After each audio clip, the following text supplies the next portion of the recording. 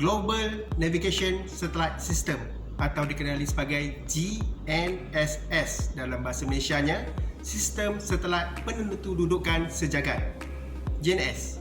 Tapi biasa yang kita dengar adalah istilah GPS, Global Positioning System. Tapi nak tahu apa beza antara GNSS dan GPS?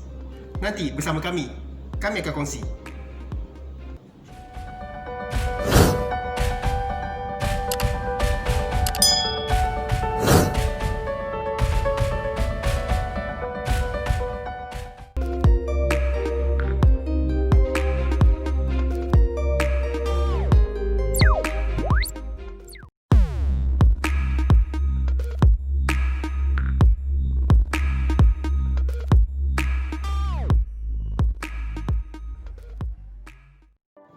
Sebelum kita mendalami apa itu GNSS, salah satu komponen utama yang perlu kita ketahui adalah satelit. Apakah ia satelit? Satelit merupakan satu objek yang berputar mengelilingi sebuah objek yang lagi besar daripadanya dan ia kekal berada pada graviti objek tersebut. Sebagai contoh, bulan adalah kita boleh ibaratkan seperti satelit kepada bumi. Manakala bumi merupakan satelit ke matahari. Tapi satelit ini ada satelit semula jadi. Ya? Tapi dalam komponen GNSS, satelit yang kita akan nyatakan adalah satelit yang dicipta atau direka oleh manusia. Secara umumnya, apa yang dimaksudkan dengan satelit ialah sebuah objek iaitu buatan manusia. Saya anggapkan ini sebagai satelit buatan manusia yang mengelilingi bumi. Dan untuk makluman, pada sumber rujukan, ada sebanyak hampir 5,000 satelit yang berada di ruang angkasa dan yang aktif hanyalah hampir 2,000 satelit sahaja.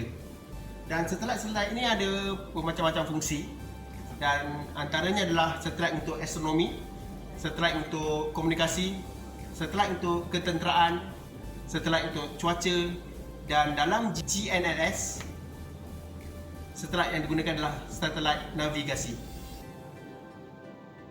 Satelit navigasi ataupun satelit untuk pandu arah digunakan untuk navigasi dan pembuatan peta.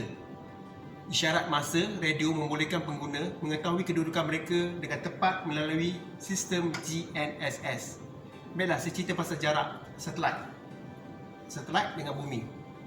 Lebih kurang jauhnya adalah paling minima adalah dalam 200 km dan paling maksimum boleh mencecah hingga 40,000 km. Dan ia mengikut peranan ataupun fungsi satelit itu sendiri. Baiklah, istilah GNSS itu adalah istilah bagi sistem penentu dudukan tapi kebiasaannya orang awam ataupun kita sendiri akan memanggil ia sebagai GPS. Dan apa beza antara GNSS dan GPS? Dua benda yang berbeza, di mana GPS adalah sebuah ataupun jenama bagi satelit penentu dudukan yang dikeluarkan oleh negara Amerika Syarikat. Manakala sistem penentu dudukan itulah sendiri yang dikenali sebagai GNSS. Selain GPS yang dikeluarkan oleh Amerika Syarikat, negara-negara tertentu juga ada mengeluarkan satelit mereka sendiri. Baiklah, kita kongsi bersama satelit-satelit dalam GNSS. GPS dibangunkan oleh Amerika Syarikat dan ia mempunyai sebanyak 31 buah satelit. Dan GPS dahulunya dikenali sebagai nama rasminya iaitu Navistar untuk kegunaan ketenteraan. Dan satelit-satelit ini berada dalam ketinggian lebih kurang 20,000 kilometer daripada bumi. Dan masa yang diambil untuk mengelilingi bumi iaitu 11 jam dan bersamaan 2 kali sehari ia mengelilingi bumi satelit ini. Dan satelit seterusnya adalah Galileo yang dibangunkan oleh negara-negara Kesatuan Eropah dan ia mempunyai 26 buah satelit dan altitude ketinggian dia iaitu 23,000 km dan masa diambil untuk orbit bumi mengelilingi bumi adalah 14 jam. Manakala China mempunyai satelit GNSS yang terbanyak setakat ini iaitu dikenali sebagai Beidou iaitu 44 satelit. Manakala altitudenya iaitu 21,000 km dan mengambil masa 12 jam. Manakala GLONASS yang dibangunkan oleh negara Rusia mempunyai 23 satelit, mempunyai ketinggian 19,000 km dan masanya lebih kurang 11 jam juga, sama seperti GPS.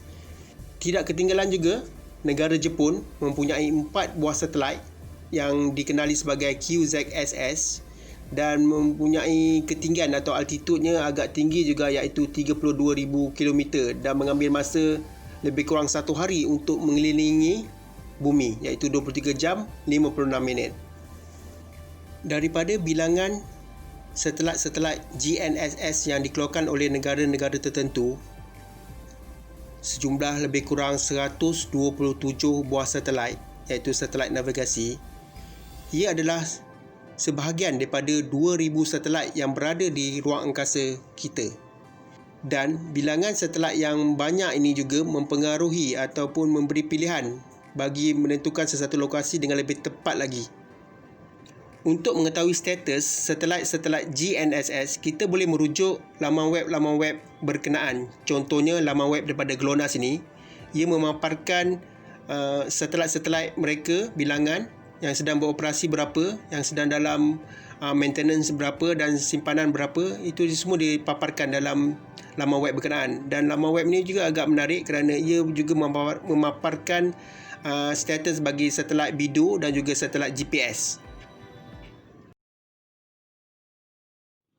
GNSS memberi maklumat penentudukan geospasial, iaitu latitude, longitude dan altitude, di mana ia beroperasi 24 jam sehari dengan perkhidmatan yang percuma kepada semua pengguna.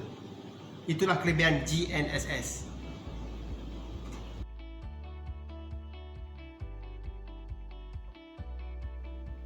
Penggunaan teknologi Global Navigation Satellite System GNSS di Malaysia bagi kerja-kerja ukur dan pemetaan bermula sejak tahun 1989. Sehingga kini, pelbagai kaedah dan teknologi pengukuran GNSS telah digunakan sesuai dengan kehendak dan tujuan semasa pengukuran itu dijalankan. Dalam GNSS, terdapat 3 segmen untuk ia berfungsi. Yang pertama adalah segmen bagi angkasa, segmen pengguna dan segmen pusat kawalan. Saya akan terangkan satu persatu segmen-segmen berkenaan. Segmen angkasa terdiri daripada beberapa bilangan satelit dan satelit tersebut akan menghantar isyarat GNSS kepada pengguna. Pengguna pula terdiri daripada pengguna awam dan juga pengguna dalam bidang ketenteraan. Manakala pusat kawalan, ia berfungsi dalam menerima maklumat orbit dan jam satelit dari stesen kawalan dan akan membuat pembetulan sekiranya perlu dan akan memancar kembali signal ataupun isyarat ke sistem satelit. Bagaimana pula GNSS berfungsi? Secara umumnya, sesuatu lokasi atau penentudukan dapat diketahui dengan cepat dan tepat dengan adanya sistem GNSS. Tetapi, bagaimana ia berfungsi? Baiklah, GNSS menggunakan konsep triliterasi. Dan apa yang dimaksudkan dengan konsep ini adalah ia merupakan satu proses untuk menentukan sesuatu kedudukan yang absolut atau relatif bagi sesuatu titik atau lokasi dengan kaedah pengiraan jarak. Pengiraan jarak dari satelit ke penerima GNSS dapat diketahui melalui konsep ini. Sekurang-kurangnya, untuk mengetahui sesuatu jarak ataupun kedudukan 3 dimensi, kita memerlukan sekurang-kurangnya 3 satelit. Dan satelit terakhir, ukuran keempat, adalah untuk pembetulan kepada clock errors dan akhir sekali penentu kedudukan dan masa bagi titik lokasi dapat diketahui. Contoh bagi konsep literasi ini adalah seperti berikut, di mana 3 satelit yang kita ketahui kedudukannya, setiap satelit akan memancarkan signal kepada penerima.